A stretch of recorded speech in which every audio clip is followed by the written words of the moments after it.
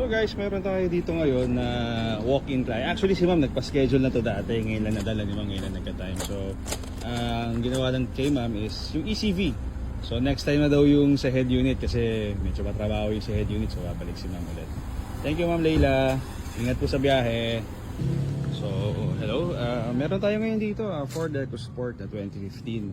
So sir, nagpa-schedule sa atin to for ABS module replacement. So papasabay na rin yung PMS nito.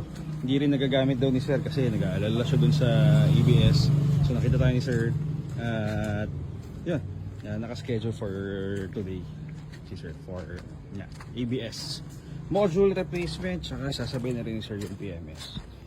So guys, ongoing yung replacement natin ng ABS module. So ito yung lumang ABS module ni sir. And ito yung aray ko untog. Ayan yung bago, pinakakabit na natin. So, ito rin yung gagamit natin for PMS. Ay.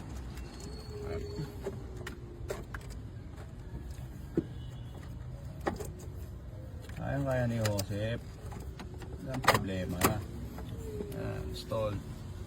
So, after nito guys, ipoprogram na natin since nagkabit tayo ng bagong module ng ABS. Then, test drive. Then, after nun, rekta na tayo sa PMS. Then, ayun. Okay na to. So ito yung mahiwaga natin itong program. Ayan.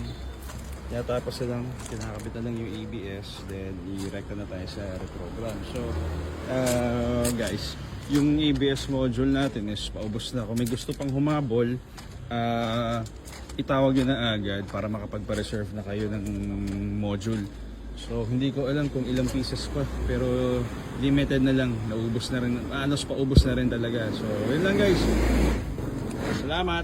Meron tayo dito walk-in from, hindi ko not sure if Cavite or Batangas. Nabili ni sir yung unit sa iba, and ang nakalagay kasi dun sa diagnosis, sa papers, hard starting siya. So check natin, mukhang iiwan ni sir ngayon yung unit, then update na lang si sir after. So again guys,